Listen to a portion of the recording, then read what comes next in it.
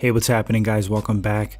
I got a fun fight to talk about. Yoel Romero versus Israel Adesanya.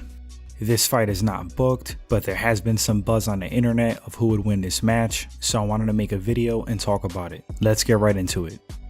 Yoel Romero is 6 feet tall with a 73.5-inch reach. He has a mixed martial arts record of 13 wins, 3 losses.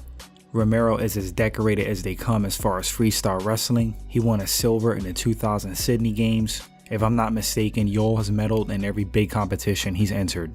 He won gold in the 1999 World Championships, gold multiple times in the Wrestling World Cup for 98, 2000, and 2005, the Pan Am Games gold in 2003. He won gold 5 times for the Pan American Championships. Not to mention all the silver and bronze medals over the years. One of the best wrestlers to ever compete in MMA, no doubt. Freak athlete. Yoel Romero has knockout power in his hands, in his kicks, in his knees, and his elbows. He's super explosive, and he has a very relaxed style that throws his opponents off. If you get too comfortable with Yoel, he changes tempo instantly and just explodes with a strike or a takedown. He's very crafty, super tough, and he has a good gas tank for a guy of his size. Israel's stylebender Adesanya is 6'4" with an 80-inch reach. He has a perfect MMA record of 17 wins with 0 losses. Israel has a kickboxing background, very experienced striker. His record in kickboxing was 75 wins, 5 losses with 1 draw. Adesanya is currently the interim champion at 185 pounds and has looked simply amazing since bursting on the scene. Israel Adesanya is a sick striker. His timing is incredible, his setups, he has great awareness of distance and range, and that comes from years of striking and experience. He is simply an elite striker, period. One of the best strikers in the game right now. And what makes it scary is that Israel has been displaying some crazy takedown defense. He showed it in the Derek Brunson fight. That was an eye-opener for a lot of people because it was a big question mark. Can Israel defend the takedown or get back up if he is taken down? And the answer is yes. And that spells bad news for a lot of people. In the Kelvin Gastelum fight, we saw more of the same thing. Great takedown defense, awesome striking. That was an absolute war, and Kelvin Gastelum is no joke. That fight said a lot about Israel Adesanya. It said that he belongs with the elites, it's not a hype train, and that he's the real deal. With all that being said, he still has a lot more to grow. So let's get into this fight with Yoel Romero.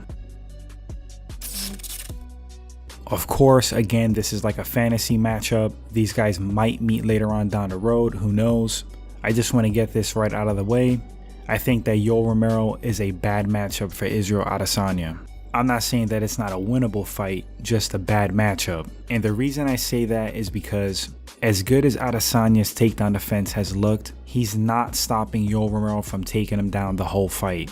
Yoel is way stronger than him and has way better wrestling skills than him. I mean, like, it's not even close. Where Israel is strong at, the gap isn't as big as the wrestling between the two.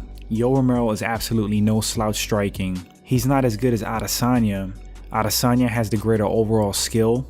He's more diverse, but Yoel has effective striking. You don't have to have all these tools in your arsenal to be an effective, dangerous striker. Look at somebody like Dan Henderson. The only thing Dan arguably had was a big right hand, and that right hand knocked out a lot of people, a lot of accomplished strikers. Yoel Romero has 2 hands, 2 knees, 2 elbows, and 2 feet, and they can all knock you out. We saw Kelvin Gastelum did tag Adesanya multiple times, had him wobbled, put him in serious danger, and I personally think that Yoel Romero hits harder than Gastelum. He's also faster overall when he's fresher, especially in the beginning of the rounds. Adesanya would have to survive the first and second rounds. Then the fight would go a lot better for him. The thing is with Yoel, if he's in trouble on the feet, with that crazy wrestling background and skill, he can get out of danger by just dragging you down to the mat. The option is always there for him. I truly do not believe that Adesanya can avoid being taken down the whole fight with Yoel Romero. But with good movement and with his current takedown defense, he can give Yoel Romero fits definitely. And the harder Yoel tries, the more he's gonna gas. So as the fight goes on, Adesanya's chances to win increase exponentially. Adesanya's path to victory is like really simple. I'm sure you guys would have it figured out. Keep the fight on the outside, keep mixing it up with strikes, avoid the takedown. Don't let Yoel Romero get in on you, which is difficult because Yoel is crazy at closing the distance. He just explodes out of nowhere, either with a strike or shooting in on you, or grabbing a clinch. That's another area that'll be dangerous for Adesanya, the clinch.